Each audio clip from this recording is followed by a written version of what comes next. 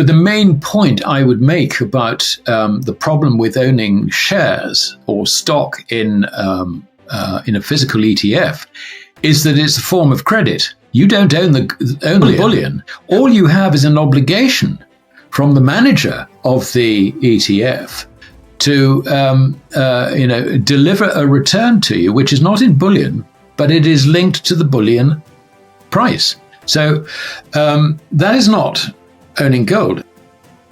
Good evening, and welcome to the Economy Express channel, your trusted source for critical insights into global markets, finance, and the precious metals sector. Tonight, we turn our focus to a warning from financial expert and head of research at Gold Money, Alasdair Macleod, who is sounding the alarm on what he calls the most dangerous market for small gold investors today. If you own or are considering investing in gold ETFs, you won't want to miss this crucial report. The market for gold investments is shifting, and Macleod is urging investors to rethink what it truly means to own gold.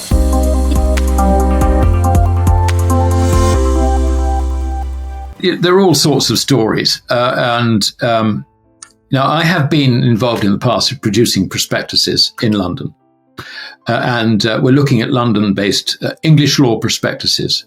And the lawyers will tell you that when you put together a prospectus of any sort like that, you put in every sort of exception, which means that it's very difficult for you to be sued. Now, you could read that prospectus and take the view that there's so many loopholes in it that they're bound to exploit the loopholes. Now, we do know that the large bullion banks are very arrogant when it comes to the relationship with the regulator, and the regulator is almost frightened to go and talk to them. So there is room for bad behavior, if you like, on behalf of, say, I don't know,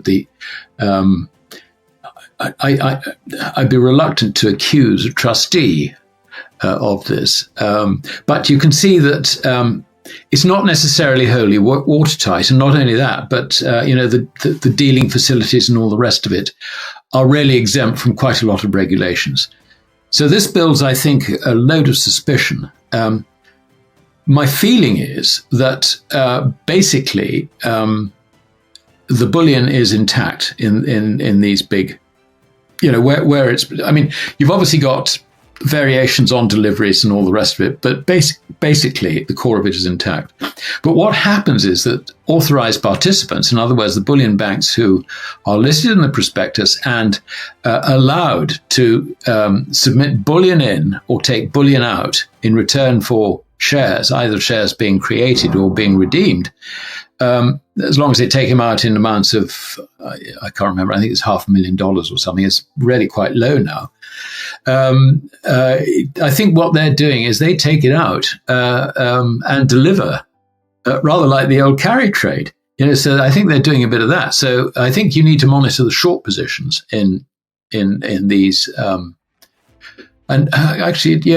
Because I think those short positions are created so that effectively you can borrow stock, let us say, from an insurance company or a pension fund or whatever, submit it to the custodian, the trustee, whatever, and get bullion in return, and then you can deliver that bullion into the market. So I think that's the sort of thing that's going on. But the main point I would make about the problem with owning shares or stock in a physical ETF is that it's a form of credit. You don't own the bullion. All you have is an obligation from the manager of the ETF to deliver a return to you, which is not in bullion, but it is linked to the bullion price. So that is not owning gold. He argues that gold exchange-traded funds, or ETFs, do not actually provide investors with physical ownership of gold. Instead, these ETFs function as a form of credit. That's right. You don't own the bullion itself. You own a promise. What you receive is a return that is merely linked to the price of gold, not the actual physical metal in your hands. But why is this a problem? In an era of growing financial instability and rising global debt, counterparty risk is becoming an increasing concern. If an ETF manager or financial institution encounters liquidity issues, investors could find themselves unable to redeem their shares for actual gold, leaving them exposed to substantial financial losses. I mean, I don't know about the tax positions around Europe, but we have a wonderful facility in this country, and that is that gold sovereigns are legal tender, and they are free of capital gains tax and free of VAT. So you can own something, you can own physical gold, effectively free of government taxes. Now, that may well change. I don't know. But there is a problem, and that is that because the sovereign is legal tender, you can't really tax legal tender. In other words, it's money in law. And in fact, actually, gold or gold coin is legal money for all the successors of the Roman Empire, including the empires that we created. And this is why it's still legal money in America, because they imported our law, if you like, before they even sort of set up their own laws, and so that has persisted. But to give you an idea as to how important it is to own some gold, as late as 1932, you could exchange one sovereign for a pound note in the Bank of England. Or you would probably you would submit a pound note for a sovereign. So 1-on-1. Do you know what the price is today? £562. That is an indication as to how the purchasing power of paper sterling has depreciated in the last 90 years. And the interesting thing is that, the value of gold over the long term is reasonably constant. I mean, it's not, it does go up and down a bit, but, I keep on telling people that, you've got a very good source of information on this. Diocletian's Edict of Maximum Prices, which is about 302, 303 AD. You can look at the items there, so-called maximum prices, and you can see quite a lot of items which are similarly priced today in gold. We all know that, the way to really make money has been to buy residential property, owning the roof over your own head and all the rest of it. But if you actually adjust the value of property and price it in gold, since 1968, when statistics in this country were produced by the Royal Institute of Chartered Surveyors, the value of property has risen by something like 30%. That's from 1968 to today. So we're talking about 55 years.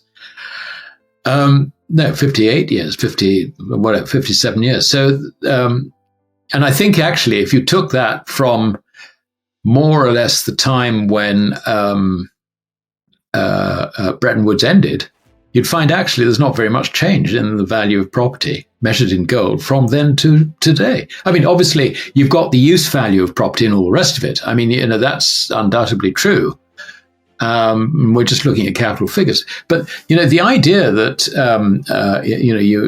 you've done incredibly well investing in property and all the rest of it, it actually is not nearly as good as you might think. If you look at the ETF statistics, collated by the World Gold Council, European demand for ETFs, physical ETFs, is actually moribund.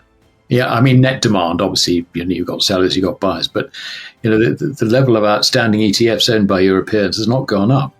Now, you're telling me that, I think, if I'm understanding what you're saying, month after record month. Yeah, so it means that people understand that if you want to own gold, and in order for it to work properly as an insurance, you actually have to have the physical stuff and not buy shares in ETF. I guess people are understanding that. And also by listening to you, by listening to these types of podcasts, I think that knowledge is spreading, and which is a good thing. Welcome to Economy Express, your go-to destination for all things economics and finance. Whether you're an experienced investor, an inquisitive student, or just someone who wants to stay ahead in today's ever-changing economic landscape. This is a critical distinction that every gold investor must understand before relying on ETFs as a safe haven. Macleod, who has extensive experience drafting legal prospectuses for financial instruments, warns that these documents are riddled with complex clauses and loopholes. These legal exceptions are intentionally designed to protect institutions from lawsuits, making it extremely difficult for investors to take action in the event of wrongdoing. But there's more.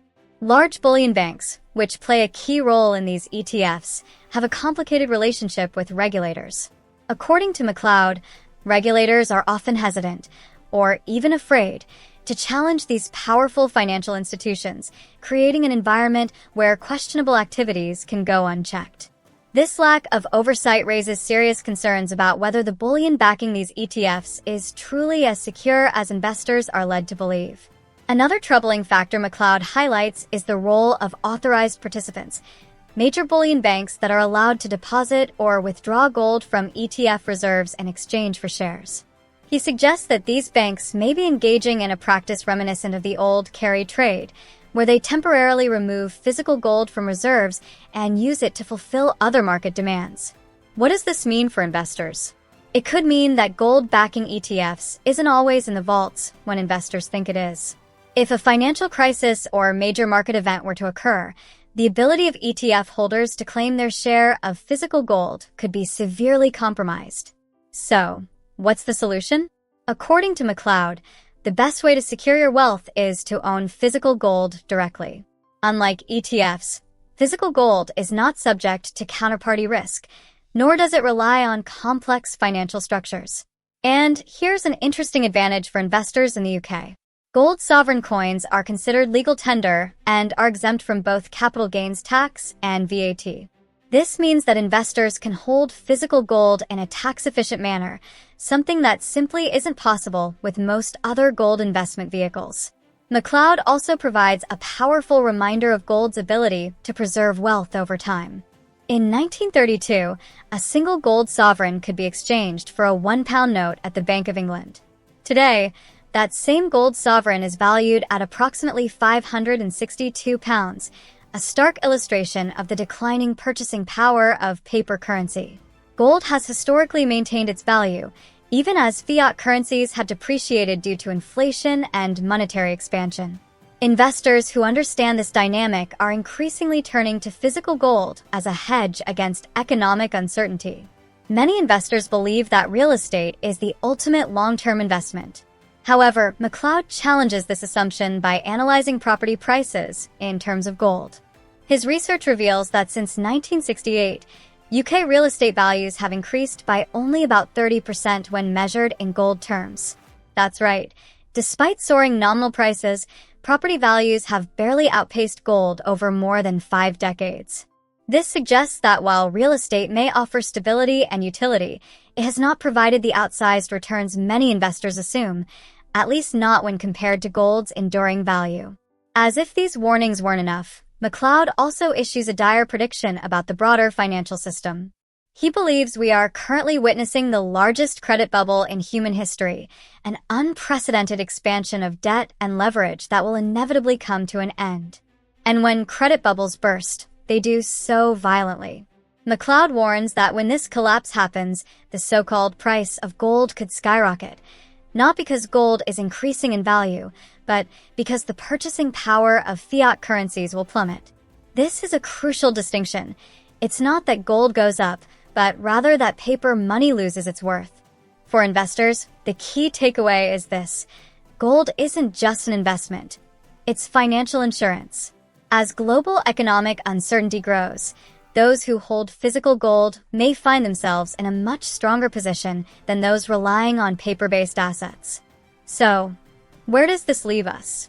Alasdair Macleod's message is clear. In today's increasingly unstable financial environment, small investors should think twice before relying on gold ETFs. The safest way to protect your wealth is to own physical gold directly, avoiding counterparty risk, and ensuring you have true financial security.